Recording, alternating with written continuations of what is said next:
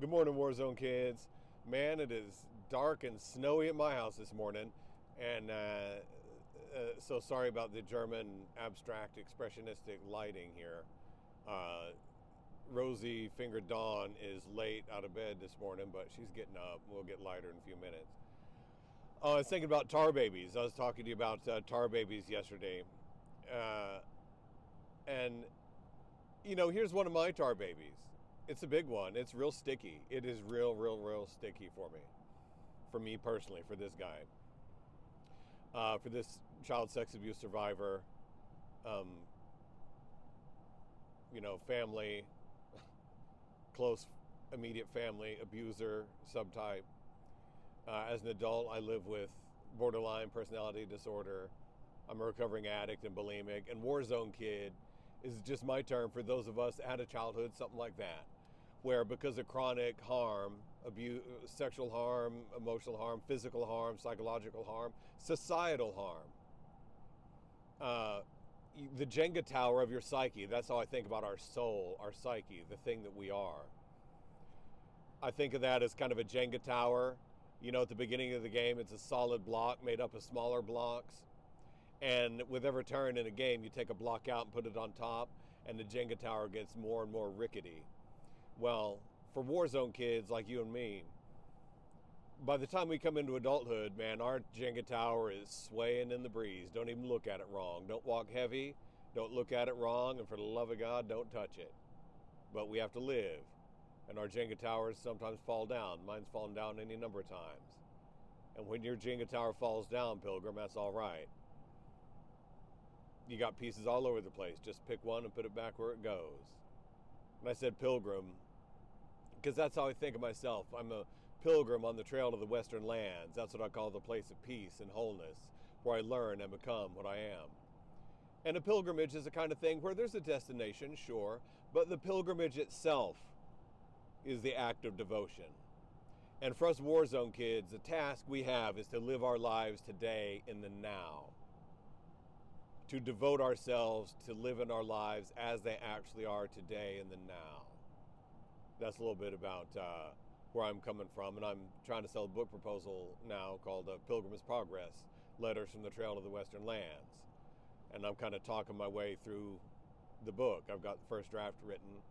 I've sent out, 50 or 60 query letters to publishers. I got to give that a few months, and if nothing transpires, I'll publish it myself, and I'll come to you, let you know when that happens. But my idea for the book is there's these pilgrims on the trail to the western lands, and they write letters back and forth. These are letters from myself to myself. And these pilgrims encounter obstacles on the trail. We talked about the Grail Woods a few videos ago. And just yesterday I started talking about Tar Baby Junction, the Tar Baby Beaver Bog, where this is a story from Brer Rabbit, where Brer Rabbit, it's Uncle Remus' story, where Brer Rabbit is walking along and he gets stuck in a tar baby. It's that little lump of tar that Brer Fox, who knew Brer Rabbit, he knew Brer Rabbit was a haughty fella and not prone to being able to tolerate insults, very conscious of his pride. And Brer Rabbit, so Brer Fox dressed up the tar baby, lump of tar. He dressed it up with a little bonnet on it, little breeches on it, so it looked like a little kid. Brer Rabbit came by, said hello to that tar baby. Tar baby didn't answer back because it's tar baby. And Brer Rabbit didn't look to see what was actually there, just a lump of tar. He didn't look at that. He just saw an insult because he's haughty and prone to feeling insulted. I think Brer Rabbit might have had BPD like this guy. Could not tolerate an insult, felt betrayed. So Brer Rabbit got in a fight with that tar baby. He got in a fight with a lump of tar sitting next to his trail, and he got all gummed up in it, got his fur all matted down with tar. See what I mean? And the more he kept fighting that tar, the more it got all over him. We all face tar babies on the road on the trail to the western lands, Pilgrim. Tar babies are ideas that stick in our mind and hold us back. That's what a tar baby of the mind is. That's what the trial of the tar babies is all about. you will find yourself caught in a tar baby that's just for you. I probably wouldn't get caught in your tar baby. You probably wouldn't get caught in my tar baby. But we all get caught in our own. And the way you get out of the tar baby is by recognizing that you're stuck in a tar baby. It's weird like that. There's a lot of things in the mind that are like that. By the time you recognize that you're stuck in a tar baby, you're out of it. And you can't really recognize that you're out of a tar baby until you already are. And it's the act of recognizing that you're out of the tar baby, that you're unstuck, that gets you unstuck. See? When you see that you're stuck in a tar baby, you ain't stuck in it no more. You can only be stuck in a tar baby when you don't know that you're stuck in it. Slippery. I practice Zen, and there's nothing more slippery in the world than our own consciousness, our own psyche, our own soul, our heart. So, I just want to tell you a little bit about a tar baby that's really always sticky there for me. Every time I look down at my feet, this tar baby is right there next to me on the trail of the Western Lands. It's the tar baby of imagining what I could have been if none of this had happened to me. What could I be if none of this had happened to me? If I didn't have to start off every video by saying I'm a child sex abuse survivor, I'm an adult living with borderline personality disorder, I'm a recovering addict and bulimic, I've smoked rock and smoked biker crank and drank it my coffee and snorted it and put it in needles and slammed it in my arms. I was a full-time addict for a few years when I was a kid.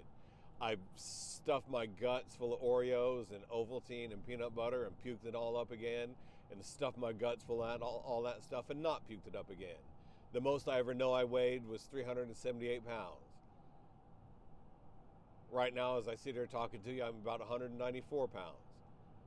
I took up running about 9 months ago. I live my life in the now as best I can, Pilgrim. And like they say in the Game of Thrones, I feel, and I'm sorry if this sounds like it's got some bravado attached to it, but I feel, this guy feels, that I paid the iron price for every last scrap of peace and happiness that I have. And by happiness, I don't mean a giddy, happy feeling. That ain't that familiar to me.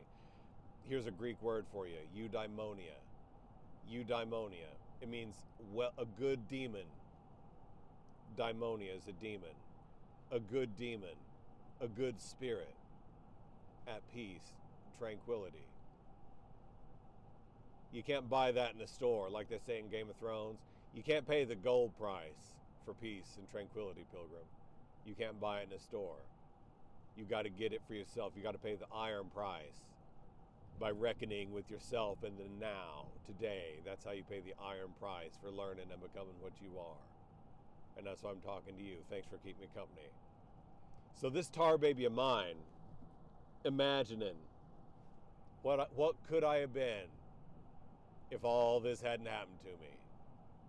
If I didn't have to deal with an enormous amount of chronic harm caused by my mother.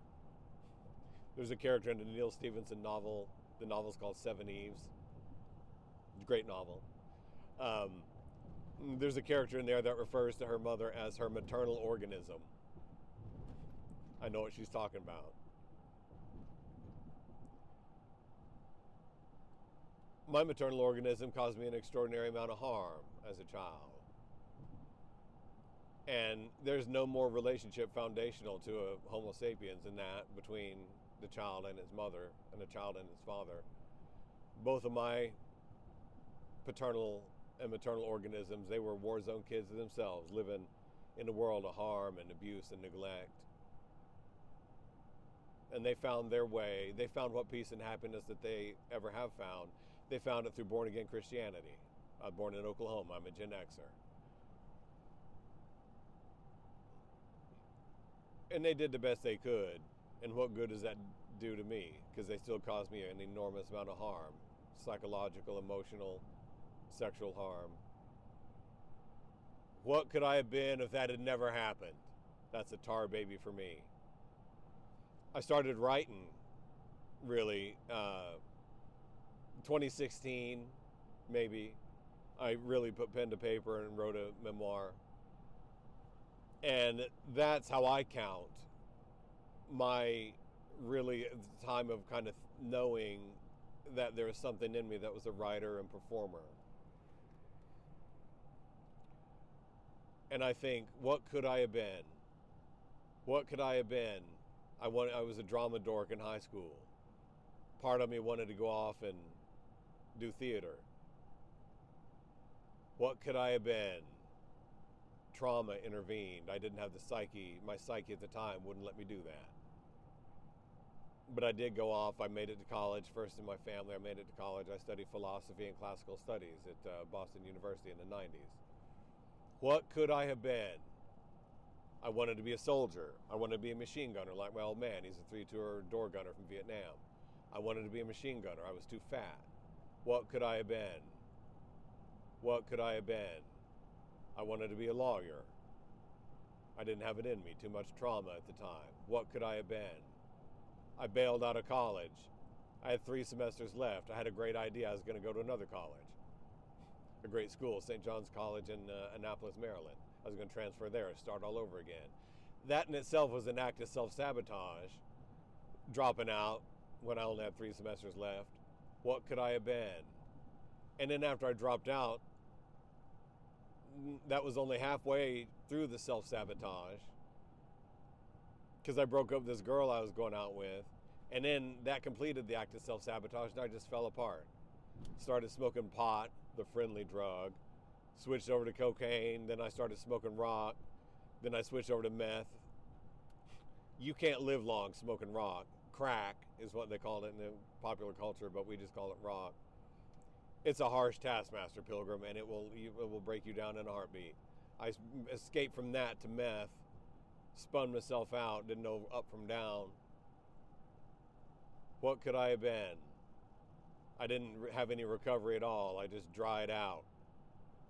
And then I went back, finished college, got a job, got married, did what I was supposed to do, spent the next 20 solid years of my life ignoring everything about my actual self, just doing what I was supposed to do.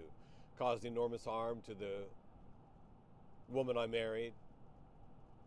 I mean, every marriage it takes 2 to tango, but for my side of the street, I know I caused her an enormous amount of harm because I wasn't living my life. What could I have been? I got 4 children. I love them to death, and they had to deal for large chunks of their lives with a father that was just doing what he was supposed to do, ignoring himself. What could I have been, Pilgrim? What could I have been? That's the tar baby in my mind. What could I have been if all this hadn't happened? That's a tar baby. It is sticky, and I'll tar and feather myself, run myself out of town on a rail on that tar baby. What could I have been? Well, nothing else, anything else. There's no answer to that question, Pilgrim, because what I am now is the guy sitting here in his car, worried about the shadowy lighting on my face, hoping that my microphone is plugged in so you can hear this. Now I have to do it all over again. That's annoying, because I can't do it all over again. I can make another video, but I can't make this one again. It's just like life. I can only make this video one time. What could I have been? Nothing. There's not a thing else in the world that I could have been, because there's not a thing else in the world that I was. What I am is this guy here talking to you right now this morning. There's rosy-fingered Dawn. Clouds are thin. She's coming up over there. What I am now is a guy that paid the iron price and is talking to you, and I'm happy, Pilgrim. I got some eudaimonia. I'm on the trail to the Western Lands. I'm living my life. I'm living my life in the now. That's what I am, Pilgrim. I'm like Popeye. That's all that I am. I am what I am. I wasn't nothing else. I can't be nothing else. What would I have been? What could I have been if none of that stuff had happened to me? There ain't no answer to that question, Pilgrim. You know what? This is honest to God truth. If I had a magic wand right now, I wouldn't use it to change the past. I wouldn't. Child sex abuse survivor that I am. Enormous amounts of psychological and emotional harm caused me as a child. Jenga tower that's 10 miles tall, swaying in the breeze. I wouldn't change the past because I can't, and because I don't want to change the present. I don't. I want the present to be right what it is right now, talking to you.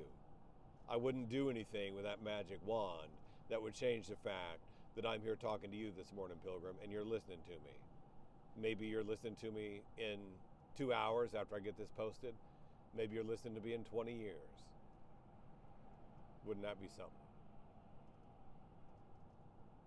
I wouldn't change it. The now is the now.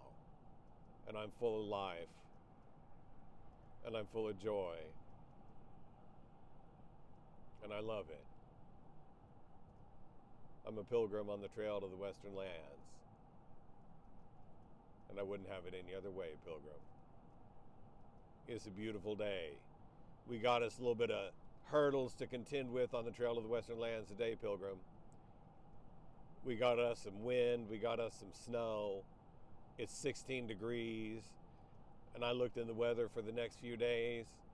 It says minus 16 for Saturday morning at my house. You know what that means to me? Not much. Because that's Saturday. And today ain't Saturday, Pilgrim. Today ain't tomorrow. Tomorrow's the day that never comes. Today is the day that's here right now. And I'm going to skip across this snow, Pilgrim. I'm going to skip across it. Because this 51-year-old Gen Xer, child sex abuse survivor, living with BPD, this recovering addict, this recovering bulimic, wouldn't have it any other way. Because then I'd be missing out on you. And you'd be missing out on me. And I don't want to rob you of the joy of watching me talk to you in the morning. It's a beautiful day, Pilgrim. Daylight's burning. Let's get a move on.